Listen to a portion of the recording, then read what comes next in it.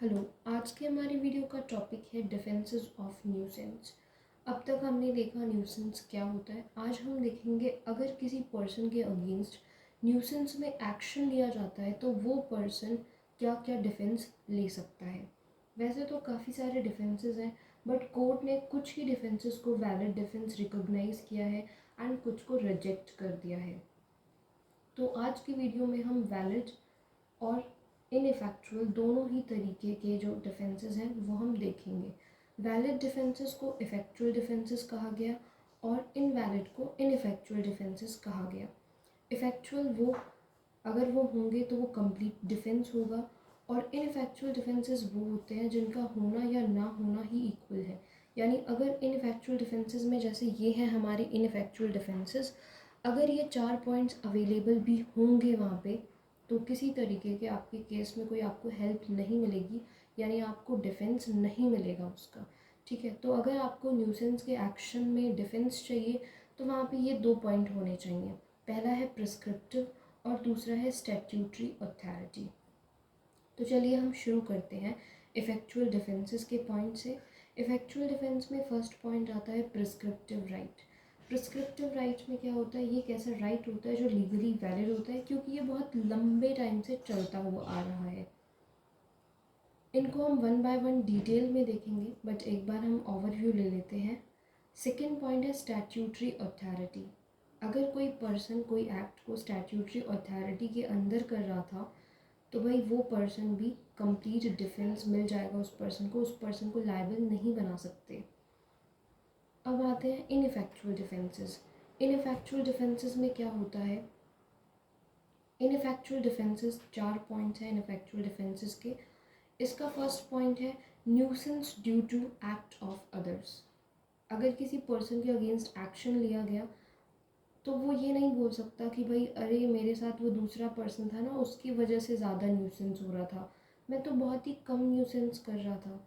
ठीक है, या फिर मैं जो कर रहा था उससे न्यूसेंस नहीं हो रहा था जबकि वो दूसरा वाला जो कर रहा था ना उससे न्यूसेंस हो रहा था। पर्सन ऐसा नहीं बोल सकता। Second thing, public good. अगर कह रहा है कि भाई जो मैं एक्ट कर रहा था और जिससे पर्सन को लगा कि न्यूसेंस है वो तो मैं पब्लिक गुड के लिए कर रहा था, ये भी कोई डिफेंस नहीं है। फिर पर्सन कहे भाई जो मैं एक्ट कर रहा था ना मैंने तो उसमें रीज़नेबल केयर यूज़ करी थी, तो बेशक से रीज़नेबल केयर यूज़ करो न्यूसेंस को प्रिवेंट करने के लिए, बट अगर प्लेंटिफ को न्यूसेंस हो रहा है तो आप लायबल हो। फिर पॉइंट आता है प्लेंटिफ कमिंग टू न्यूसेंस। भाई प्लेंटिफ खुद ही न्यूसेंस के प्लेस पर आया था।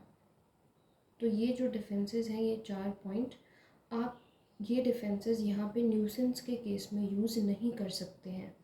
तो अगर आपने डिफेंस लेने हैं तो इफेक्चुअल डिफेंस है हमारे पास 2, प्रिस्क्रिप्टिव एंड स्टैट्यूटरी अथॉरिटी। अगर ये दोनों केस में प्रेजेंट है तो ही पर्सन क्या कर सकता है, तो ही पर्सन न्यूसेंस में डिफेंस ले सकता है और वो पर्सन के लिए कंप्लीट डिफेंस होगा, वो बच भी जाएगा। ठीक है, तो चलिए हम डिटेल में शुरू करते हैं। हमारा फर्स्ट पॉइंट जो है हमारा प्रिस्क्रिप्टिव राइट। अब जैसा कि हमने ऊपर देखा कि प्रिस्क्रिप्टिव राइट एक ऐसा राइट होता है जो लीगली वैलिड होता है क्योंकि वो बहुत लंबे टाइम से चलता हुआ आ रहा है।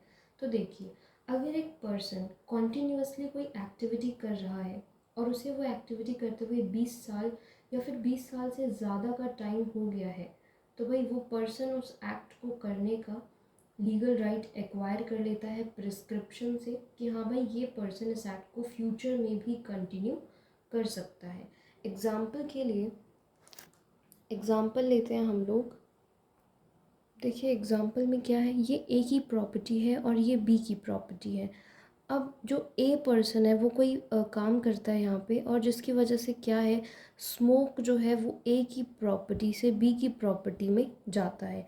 और ऐसा होते होते 20 साल हो चुके हैं, आज तक भी बी ने कोई ऑब्जेक्शन नहीं किया।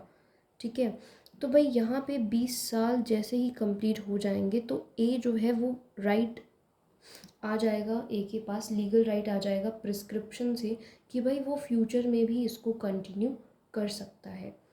बट एक केस था हमारे पास, स्टर्ग्स वर्सेस ब्रिजमैन। इस केस में क्या हुआ, अब इस केस में क्या हुआ, जो ये डिफेंडेंट है ये तो है कन्फेक्शनर, और ये जो प्लेंटिफ है ये है फिजिशियन। अब क्या हुआ, इस कन्फेक्शनर का जो किचन था वो यहाँ था, और जो प्लेंटिफ है ये प्लेंटिफ की प्रॉपर्टी है, ये डिफेंडेंट की प्रॉपर्टी है। और भाई कन्फेक्शनर का मतलब होता है ये हलवाई है, ठीक है। और इसे यहाँ पे 20 साल से भी ज़्यादा का टाइम हो गया है, ये कन्फेक्शनरी मटेरियल्स जो है वो अपनी इसी किचन में बनाता है, 20 साल से बनाता आ रहा है, इवन 20 साल से भी ज़्यादा का टाइम हो गया है। अब आज तक भी इस फिजिशियन को यानी इस प्लेंटिफ को किसी तरीके का न्यूसेंस जो है वो फील नहीं हुआ डिफेंडेंट की वजह से, ठीक है। बट अब क्या हुआ, इस फिजिशियन ने क्या किया, अपनी प्रैक्टिस करने के लिए इसने एक यहाँ पे एक अपना कंसल्ट रूम बना लिया। तो अब जब जैसे ही इसने ये कंसल्ट रूम बनाया तो इसे फर्स्ट टाइम के लिए फील हुआ कि भाई यहाँ तो बहुत ज़्यादा न्यूसेंस है, मेरी प्रैक्टिस में बहुत ज़्यादा प्रॉब्लम हो रही है, डिफेंडेंट की जो ये किचन थी इसकी वजह से यहाँ से नॉइस, वाइब्रेशंस और काफ़ी ज़्यादा प्रॉब्लम इसको फील हुई कि हाँ यहाँ तो बहुत न्यूसेंस है और मैं यहाँ पे कंटिन्यू नहीं कर पाऊँगा अपनी प्रैक्टिस। तो अब इस फिजिशियन ने डिफेंडेंट यानी इस पर्सन के अगेंस्ट एक्शन ले दिया, कन्फेक्शनर के अगेंस्ट। तो कन्फेक्शनर ने चाहा कि प्रिस्क्रिप्टिव राइट का सहारा लिया जाए, डिफेंस लिया जाए। तो डिफेंडेंट ने कहा अरे ऐसे कैसे मेरे पे इंजंक्शन लगवा सकता है भाई तू, मैं तो 20 साल से भी ज़्यादा टाइम से ये काम कर रहा हूँ, तेरे को आज तक तो कभी भी फील नहीं हुआ कि न्यूसेंस है यहाँ पे, तो ऐसे कैसे तू मेरे पे सूट फाइल कर रहा है। तो इसने ये प्ली ली। कोर्ट ने कहा, कोर्ट ने इवन क्या किया, कोर्ट ने इंजंक्शन ग्रांट कर दिया, यानी डिफेंडेंट पर रोक लगा दी कि तुम यहाँ पे नहीं करोगे। अब ये तो बहुत बड़ी प्रॉब्लम आ गई। अभी तो हमने पढ़ा प्रिस्क्रिप्टिव राइट में कि अगर 20 साल या 20 साल से ज़्यादा है तो पर्सन के पास लीगल राइट आ जाता है, तो कोर्ट ग्रांट कैसे कर सकती है इंजंक्शन। तो इस केस में हुआ क्या था, इस केस में ये हुआ कि न्यूसेंस स्टार्ट कब हुआ, न्यूसेंस कब स्टार्ट हुआ, जैसे ही ये कंसल्टिंग रूम यहाँ पे बन गया।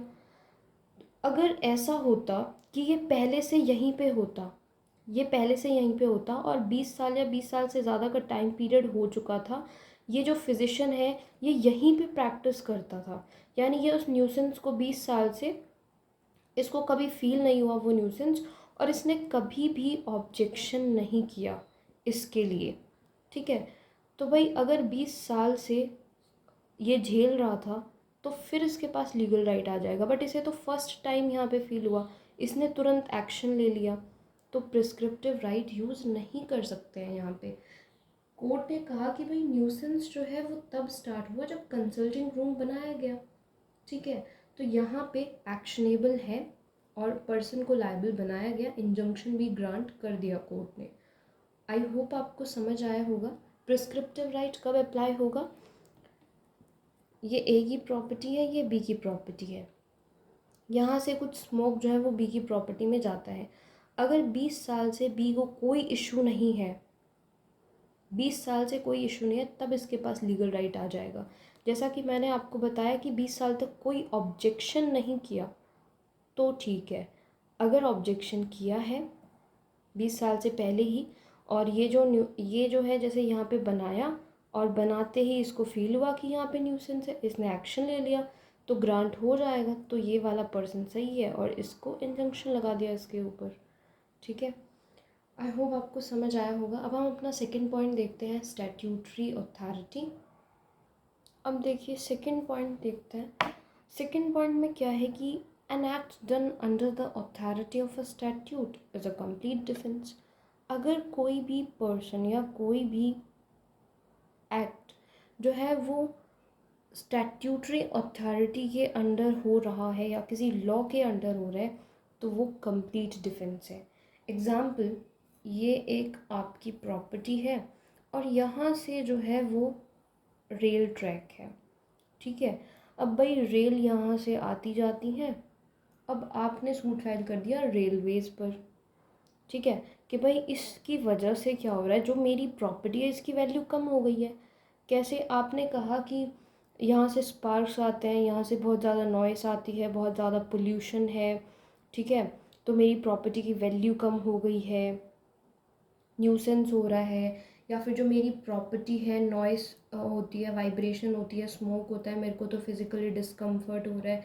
तो आप जो हैं, अगर रेलवेज़ क्या कर रही है, केयर यूज़ करने के बावजूद भी ये सारी चीज़ें आपको फील हो रही हैं, तो एक्ट वो किसके अंदर कर रही है, स्टैट्यूट के अंदर कर रही है, स्टैट्यूटरी अथॉरिटी के अंडर कर रही है। तो भाई आप जो हैं ये नहीं बोल सकते हो। और ये इसके लिए रेलवेज़ के लिए क्या होगा, रेलवेज़ के लिए ये एक कंप्लीट डिफेंस होगा।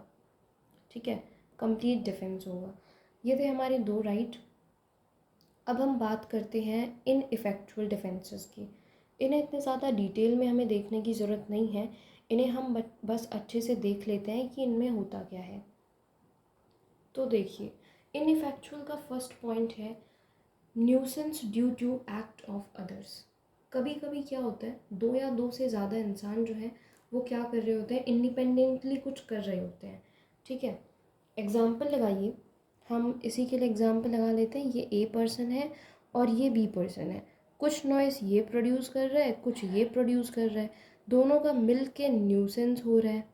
ठीक है, तो अब एग्ज़ाम्पल ए के अगेंस्ट सूट फाइल कर दिया, तो ए ऐसा नहीं बोल सकता कि बी को अरेस्ट करो, उसकी वजह से ज़्यादा नॉइस था, मैं तो कम नॉइस कर रहा था।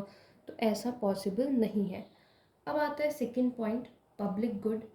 भाई अगर कोई पर्सन कहे कि भाई मैं तो पब्लिक के बेनिफिट में ये काम कर रहा हूँ, तो मेरे पे तो एक्शन नहीं लिया जा सकता, या फिर ये तो अनलॉफुल इंटरफियरेंस नहीं है, तो ऐसा कुछ भी डिफेंस जो है वो यूज़ नहीं किया जाएगा। एक केस था, Shelfer versus City of London Electric Lighting Corporation. अब क्या हुआ कि भाई पावर हाउस जो है, डिफेंडेंट्स जो है वो पावर हाउस कंस्ट्रक्ट कर रहे थे, उसकी वजह से काफ़ी ज़्यादा वाइब्रेशन थी। रिज़ल्ट ये हुआ कि प्लेंटिफ के हाउस को डैमेज हो गया। अब प्लेंटिफ ने एक्शन लिया कि मेरे हाउस में ऐसे ऐसे डैमेजेस हो गए हैं, और ये जो कॉरपोरेशन है इसकी वजह से हुआ है, यहाँ से बहुत ज़्यादा वाइब्रेशंस आती हैं। तो अब डिफेंडेंट ने क्या कहा, इन्होंने कहा कि भाई पूरी लंदन सिटी के लिए हम क्या कर रहे हैं, लाइट सप्लाई करने के लिए बिल्डिंग कंस्ट्रक्ट कर रहे हैं। अगर ये बिल्डिंग कंस्ट्रक्ट नहीं हुई तो भाई काफ़ी ज़्यादा लॉस होगा, लाइट सप्लाई नहीं करी जाएगी, और ये सारी चीज़ें डिफेंस लिया। बट इस प्ली को रिजेक्ट कर दिया गया और डिफेंडेंट्स के अगेंस्ट इंजंक्शन लगा दिया। यानी अगर कोई पर्सन कहता है मैं तो पब्लिक गुड में कर रहा था, तो कोई डिफेंस नहीं है उस पर्सन के लिए। फिर आता है रीज़नेबल केयर। अगर पर्सन कहे कि मैंने न्यूसेंस को रोकने के लिए रीज़नेबल केयर करी, बट फिर भी उस पर्सन को प्रॉब्लम हो रही है, तो मैं लायबल नहीं होऊंगा। बट एक्चुअल में ये कोई डिफेंस नहीं है। ठीक है, फिर आता है last point, plaintiff coming to nuisance. अगर कोई पर्सन कहता है कि भाई प्लेंटिफ खुद ही आया था न्यूसेंस के प्लेस पर, तो वो भी डिफेंस नहीं है। आई होप आपको समझ आया होगा।